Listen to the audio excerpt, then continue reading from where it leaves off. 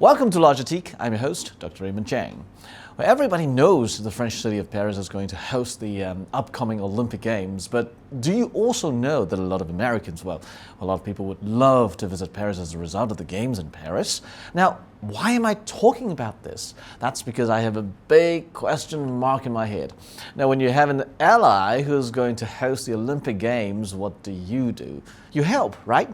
Now, this week, we'll check out what the media's been doing to help the Paris Games, or the Games in Paris. And you can somehow tell how some allies, especially the United States of America, has been helping the French.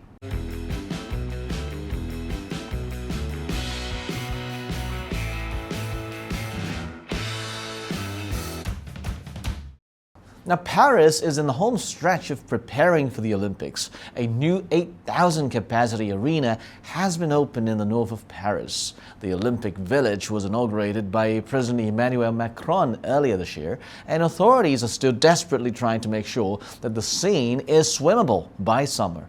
Now, the country is slowly but surely getting ready for the more than 15 million visitors that will descend on the capital and its suburbs between July and August. But there's still something to consider, something a bit less tangible, but can be very difficult to deal with. Okay, what I meant was that we're going to look at how the US media has been helping the French. Of course, I was just being sarcastic. Now, here's what some of the Western media are talking about these days. Now, if you check the VOA, Voice of America, March 5th, now they were reporting that tourists will no longer be able to watch the opening ceremony of the Paris Olympics, as the nation remains alert for potential security threats during the event. Now, the report also quoted French Interior Minister saying that a specific security threat has not been identified, but that there are multiple potential threats ranging from attacks from extremist groups and activists to Russian cyber attacks. So why go? Now, wait. I thought the United States or maybe the CIA would help and provide tips to the French so they could do something, right? But this was what the VOA reported. Now, they also reported that over the past decade, France has been targeted repeatedly by Islamic extremists. And just last October, the city was placed on the highest alert level for terror attacks after a suspected Islamist extremist entered a school and stabbed a teacher. So, Paris Olympics is dangerous. Now, Olympics opening ceremony is now close to tears amid security concerns. Great, that's what the headline says. And that was in March. The report also said that the ceremony was originally expected to host as many as 600,000 spectators, including many tourists, of course, with most attending free of charge. But now, only 222,000 selected individuals, determined by quotas and selected from those who live and work in towns hosting Olympic events, will be able to watch the ceremony for free. Now, Interior Ministry officials have said that this decision will help ensure event security and diverse the audience. Now, read between lines. Paris is now as authoritative as Beijing, right? That's why you can't go. That's why they have to arrange somebody and sit there. You just can't go and be there as you want. Sorry, you can't. What? Now, if these still doesn't scare you off, read Washington Post. Now, that's May. Now, they were saying France was trying to shed its rude reputation ahead of the Olympics. Now, news like these actually discuss if the unfriendly Parisian is a myth or not. Now, The Guardian from the UK was really trying to help a bit, and they listed a number of the readers' reply explaining why Parisians are nice now. Now, the report from the UK somehow busted that myth by putting out evidence that now this has totally changed over the last 30 to 40 years, and I can vouch for that, as I can still remember my mom telling me how Parisians won't speak to you in English way back in the 1970s. They only talk to you in French, but then that was long gone. Parisians these days do talk to you in English. The myth that Parisians are rude should have been busted long ago. Why are they still reporting it? So how come there are still news reports talking about rude Parisians? Okay, to be fair, rude people are everywhere, and it has nothing to do with being Parisians, right? So, still going? Now it's June. Now, if you watch Netflix, you recently find a new release, a new movie called Under Paris. Now, the movie portrays Second World War shells submerged in the Seine, as well as genetically mutated sharks teeming the French River. Now, directed by Xavier Gens, Netflix's new shark movie blends the familiar elements of the creature feature genre with contemporary ecological concerns surrounding the Seine River, known for its pollution. But wait, even in the movie, they were not talking about pollution as the key to mutation. The plot actually follows Sylvia, a grief-stricken protagonist who loses her partner and crew to a monstrous shark.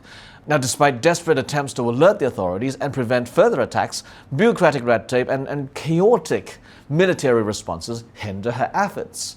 The Killer Shark movie builds tension with its quick-paced narrative and chilling scenes. Okay, sharks in the Seine. But it's just a month away from the Paris Games, and you're telling me there are sharks? No, there is a shark, not our sharks. No. The movie said this genetically mutated shark actually gave birth to thousands, if not hundreds, of shark babies capable of growing into several feet long. Huge babies in just a matter of a few weeks. And in the movie, these sharks were attacking swimmers and athletes, of course. So there are literally hundreds, if not thousands, of sharks in the river. And since its release, the movie has garnered notable attention, trending on Netflix's top 10 list. So, although Under Paris is not as good as Jaws, if you've ever seen Jaws, way back from the 1970s, Jen's direction ensures us deliver enough thrills and gore to captivate audiences. Now, after teasing the existence of World War II shells in the Seine, the Under Paris ending sees the army accidentally setting them off, leading to destruction and flooding throughout Paris. The biggest problem now? Viewers widely question the truth behind the movie. And for me, I question the motives as well. Everybody knows Paris is going to host the Olympic Games there. And while there are of course no sharks in the Seine, many have wondered whether World War II shells are really still in the river, as Under Paris suggested. Now, and even worse, there were over 150 World War II shells discovered in the Seine just a few years ago when someone was magnet fishing. And the French authorities actually prohibited magnet fishing in the Seine since 2019, saying that there could be risks involved. The ban sounded as if the authorities already knew about the bombshells way back. Now, honestly, this was probably the worst propaganda I have ever seen for the Olympics. And all that I could think of was that the Americans totally didn't want the French to do well with the games. VOA, that's Voice of America, Washington Post, Hollywood, oh yes, and even now CNN. Now, we all know that the River Seine is the crown jewel of the Olympics this summer, staging events such as the triathlon, as well as the opening ceremony, which for the first time in Olympic history will not be taking place in a stadium.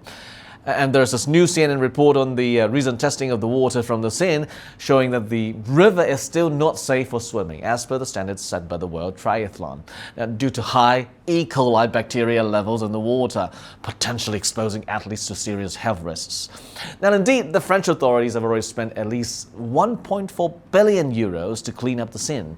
Now, last month, a rainwater storage facility was opened that can hold 20 Olympic swimming pools worth of water to reduce pressure on the sewage network and lower the risk of wastewater being discharged into the river. Now, according to a statement from Paris 2024. And meanwhile, triathlon teams around the world are preparing for the worst and hoping for the best. And now, according to CNN's calculation, the current E. coli bacteria levels in the Seine is more than 3 times higher than the level needed for good water quality, as per World Triathlon standards. And just very recently, back in May, the results was more than 20 times higher than World's Triathlon's good quality level. And this was just June 12th. Now, the movie Under Paris actually saw a lot of people on shark living in the Seine. And some are hoax as well. People actually threw plastic crocodiles into the river. Now, if you check, the Olympics actually start on July 26. So, do you think President Macron doesn't know about this? Well, it does look like to me that, the United States of America wanted Macron to fail with his Paris Olympics. What would you do? I mean, look at the way they do the media. Look at the way they reported it. Look at the EU Council elections just earlier this June. the right wing won quite a lot. On June 9th, the European Union held European Parliament elections, and the far right, whose popularity continued to rise, made the greatest progress as expected. And among them, France National Rally won 31.37% of the votes in France, far better than the second-ranked French ruling party. So according to Macron, the two-round parliamentary elections have been called for June 30th and July 7th. Wow. Can you imagine that? Well, with the Paris Olympics set to begin less than 3 weeks later on July 26, the vote could lead to political instability in the event of another hung parliament in which no party wins a majority, or a seismic change if the far-right Rassemblement National Party of Marine Le Pen emerges as the biggest party nationally. In both cases, the atmosphere is not going to be good. But Macron and his party might be happy about this. Now, look at Paris. Now you have the crocodile, the plastic crocodile. You have the World War II bombshells. You have the sharks, which I'm pretty sure you can't find it, and the elections. And now the latest, the E-coli. So President Macron doesn't really have to run a third term already. So his successor is probably doomed as well as a result of this and the rise of the right. So what is the first thing that he's going to do? Wow, just let it go. So the first thing Marine Le Pen has to deal with would be probably a messy post-Olympics in Paris. And of course, there will be shifting responsibility anyway. So getting back to our topic today, do you still want to go to Paris for the Games? So if you ask me, I would certainly say, go of course. See for yourself at least once in a lifetime and forget about those negative media. So, until then, ciao.